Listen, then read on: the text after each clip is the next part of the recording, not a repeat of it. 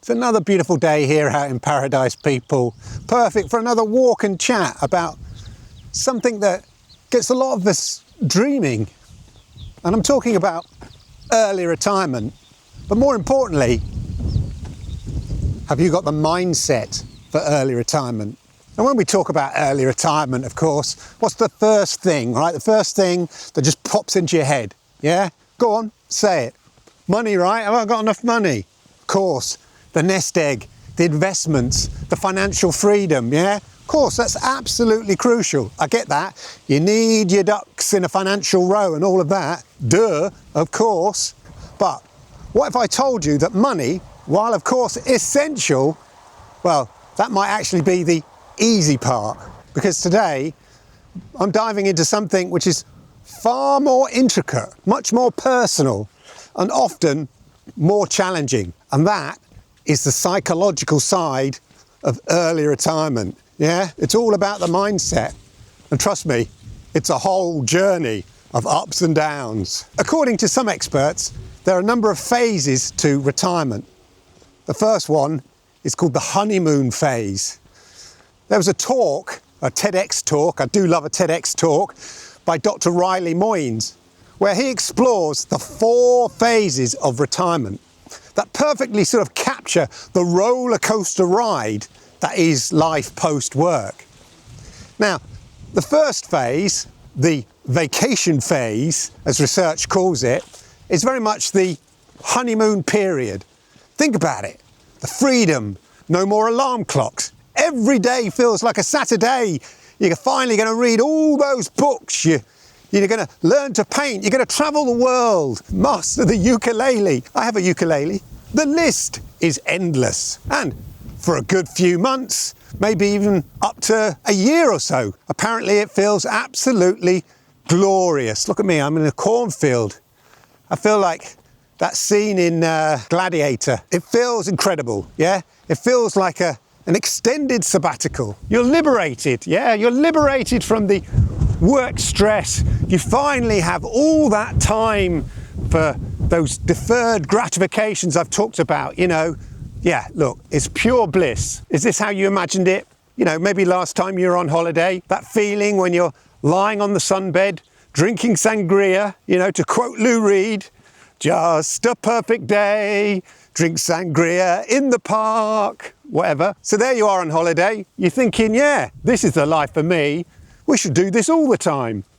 Very early on this channel, I did a video called Retirement is Not a Holiday. Not many people watch that one. Anyway, this was long before I made the final decision to retire. But I was holidaying at my sister's house in France, by the pool, sun shining, maybe envious of my sister's lifestyle. I mean, they had a beautiful French country house, immaculate pool, good friends. They had movie nights in their massive barn, which also had a table tennis table and a pool table. I mean, it's the dream, right? And I thought, yeah, I want some of this, mate. And it was while I was vacationing over there, as I do sort of every year, it planted the seeds of like, do you know what? When can I retire? I think I want to retire early. But even then, back then, before I'd made the final decision, I realized then that retirement isn't actually a holiday, because the thing about holiday is that that's what it is by definition. It's a break from your everyday work. What happens when your everyday becomes your holiday? Well, it's no longer a holiday, right? You know, holidays were the holy days, the days you had off work before you had to go back to work. So yeah, retirement definitely isn't a holiday. Basic logic, yeah? I'm a logical kind of guy. So even then, before I'd made the final decision about early retirement, I was conscious that there was more to retirement than this idyllic image, however attractive it might be. You know, I'm not naive, or at least I'd like to think I wasn't naive. But now I'm 3 months into this retirement lark. I'm definitely a noob, and I'm definitely still in the vacation phase. But there are moments of the next phase that sort of creep in now and then, sort of just raising its ugly head in the distance to sort of say, oh yeah, I'm coming up, don't forget me. And that is the downturn. Yeah, when the novelty fades and reality hits. Because here, apparently, is where it gets real. Because as the saying goes, all good things must come to an end, right? Life's like that. Always ready to spoil the party, isn't it, life? And that includes the honeymoon period. Some people say that this is within 2 years, maybe a year, sometimes sooner. But this different phase can set in. As I said, Dr. Moynes calls this the downturn. Just on a sidebar note here, it's always curious to me that we use the term honeymoon period. That is basically saying that the best part of marriage is literally the honeymoon. Therefore, the rest is rubbish. Don't know what that says about marriage. Never got married. But it makes you think. Anyway, back to the research. I do research these videos, believe it or not. Somebody asked me, you know, where the research papers are. Like, I'm not doing a PhD in it, but I definitely, gosh, it's windy today, I definitely do a lot of research and have a lot of sources. I do tackle these like an essay. I wish I worked this hard at school. The research backs this up. It's often called the disenchantment phase. This is where the novelty of leisure, right, the novelty of leisure all day starts to fade. The days which once felt so exciting and open, they can begin to sort of blend together. And here's the kicker. That abundant, unstructured time, it can suddenly feel like a vast, empty space. I've talked about it loads on this channel. And interestingly enough, I do get a number of comments on this channel from older people, more seasoned at this retirement lark for many years, with these sort of Cassandra-type warnings of the future. Beware the tides of March. Like, yeah, come back in 10 years' time and tell us you're having a lark, mate. Retirement's not that fun. Cheery.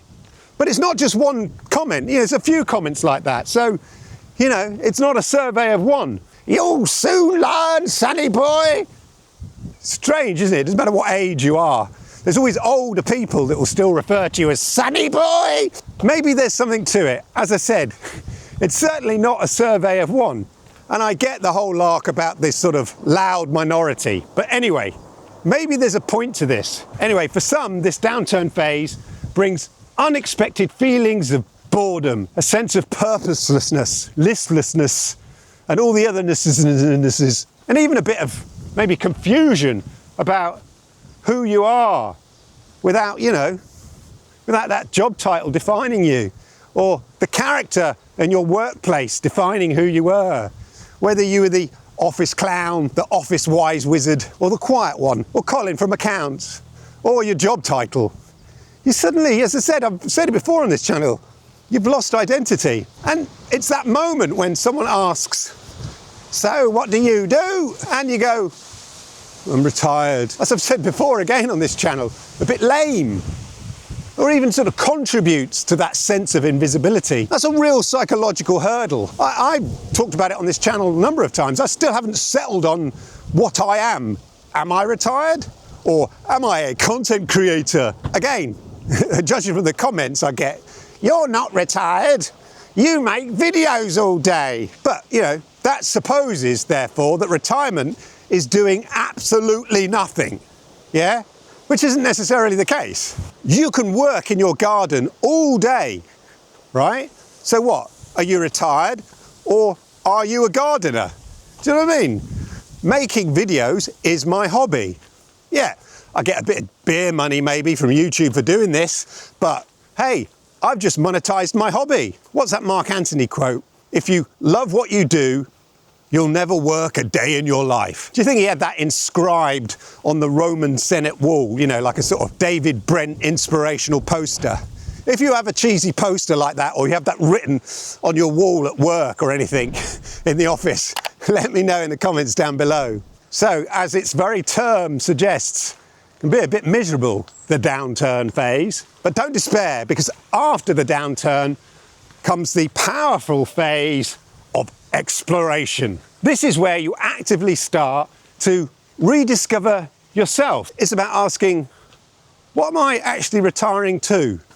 Not what am I running from? What am I retiring from? If I was going to be hypercritical of these phases as defined by Dr. Moynes, strikes me that it's a little late to be thinking about this now. It's phase 3 of 4 phases, according to Dr. Moynes. So methinks you should have been thinking about this way before you retired. But I get it, right? It's easy for me to say, it's easy for me to say a lot of things on these videos. I haven't fully experienced everything yet. But the point is, this phase is apparently all about proactively finding meaning and purpose. Now that's a phrase that keeps popping up on this channel, and I don't care if it sounds like repetition to my regular viewers, because it is important. I want it to sink in.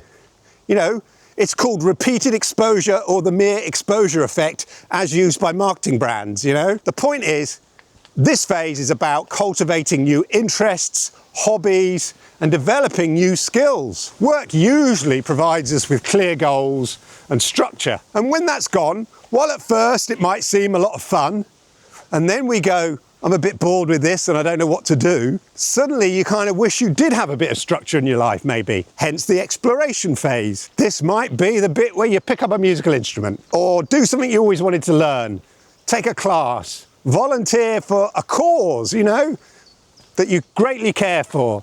Start a passion project that's going to offer you fulfillment, whatever it is, without the pressure of a full career, or the pressure of work, or the pressure of timelines. For me, yeah, I'm free to make these videos and other videos on my other channels.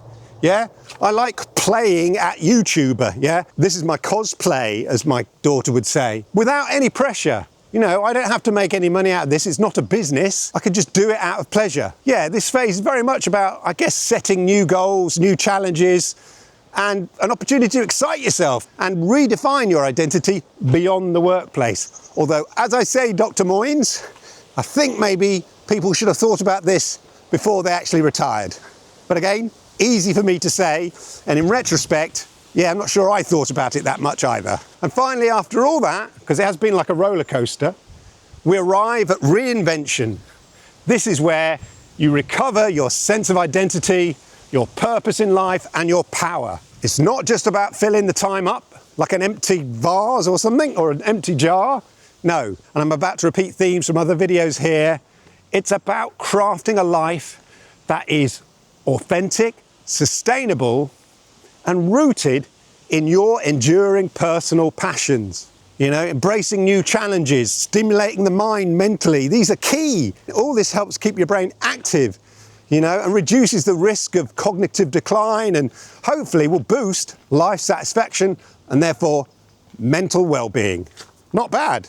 This is where you realise, maybe at this stage, that early retirement isn't, and never has been, and certainly shouldn't be, an end point, but a dynamic opportunity for ongoing personal opportunity and evolution. It's about actively pursuing new avenues for growth, not just escaping work.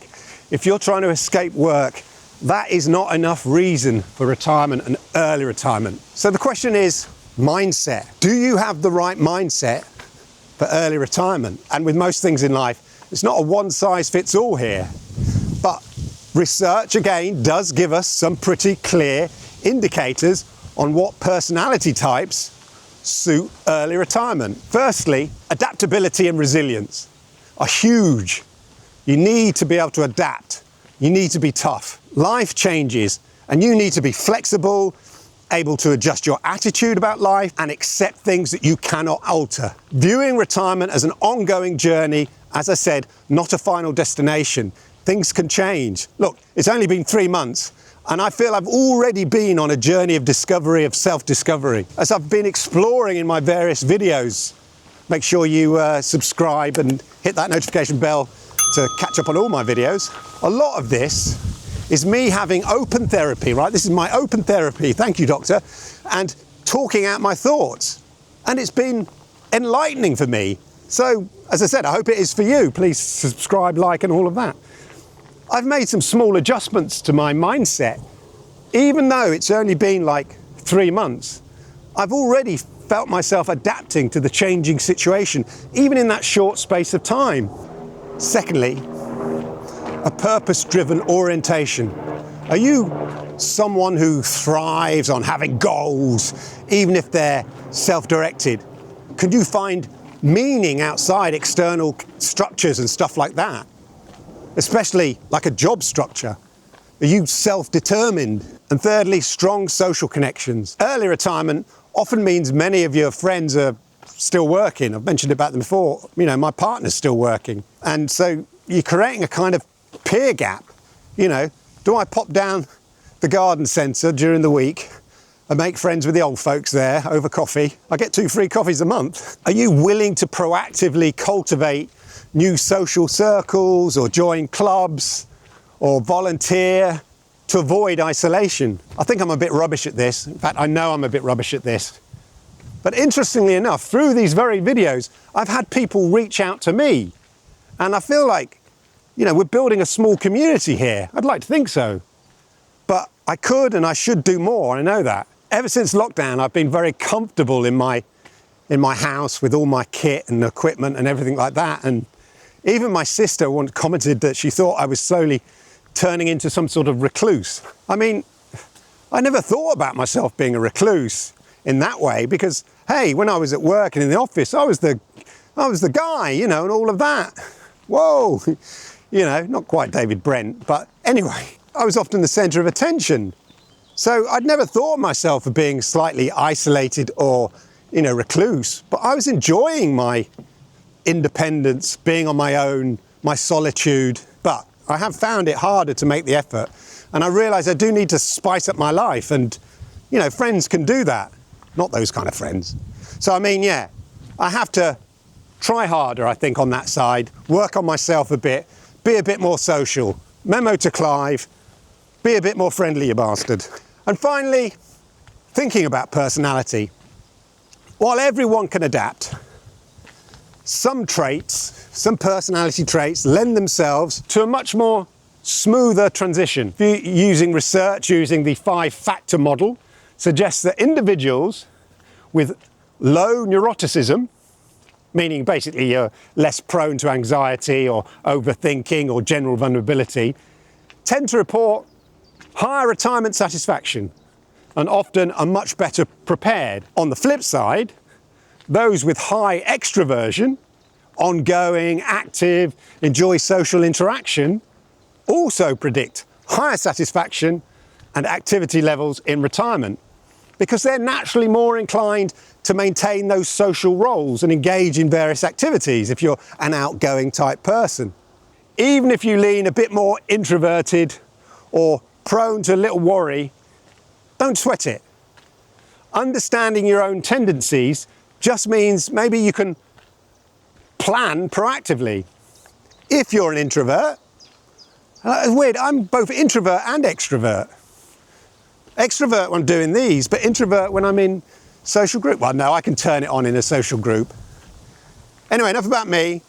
You might intentionally plan for more meaningful, smaller group social engagements if you're an introvert that suit you, rather than feeling pressurized into sort of big gatherings. I hate those big gathering things. Just the sort of social activity you have to go through, it's just annoying. Anyway, it's about playing to your strengths and being strategic. At the end of the day, mindset in early retirement really matters. So, what are the mindset related things to consider if you're thinking about early retirement?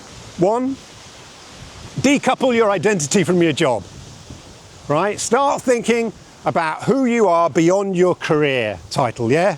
Beyond that, we've done that, talked about it on this channel before. What are your core values, your passions and unique strengths?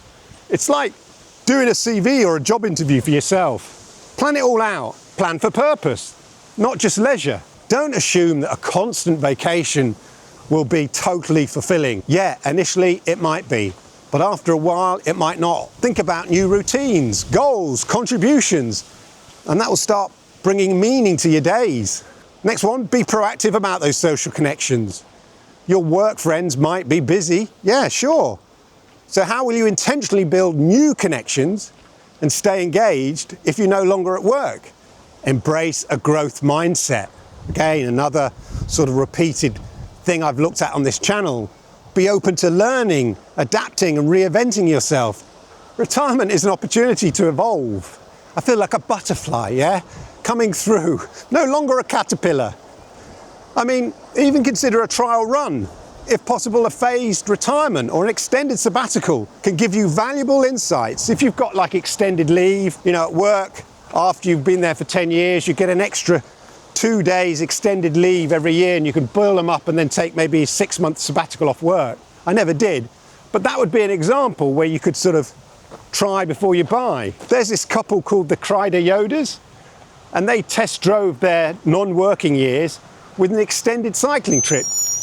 You see loads of people who do that sort of thing, and it sounds cool. I had some friends who just took their kids out of school for a year, and then they sort of traveled the world and sort of went to Costa Rica. I mean, what an education for the kids. Early retirement is this incredible opportunity, a new adventure waiting to happen. I've said it before, and I don't mind repeating myself, but its success isn't just about numbers in your bank account, right? It's about the mental game, the emotional preparation and cultivating the right mindset to truly flourish in this next amazing chapter. And look, I admit it, I'm really early doors in this, but I'm fascinated by the whole notion of the sort of mindset required for early retirement. Now I'm doing it. So as you dream about those early retirement years, ask yourself, is your mind ready for the adventure too? Because when your mindset is aligned with your finances, well, that's when the magic truly happens. So there you go. That's it for today's walk and talk and therapy session. Thank you very much. Let me know if you like the video by hitting the likes, because I like it, YouTube likes it, and it helps people like you find content just like this. And if you're new to my channel, then do me the great honor, please hit that subscribe button, toggle that notification bell, and that way you'll know when I go live with videos just like this. Talking of videos just like this, why don't you check out the videos here? Similar themes, similar discussions, similar fun. Thanks for watching.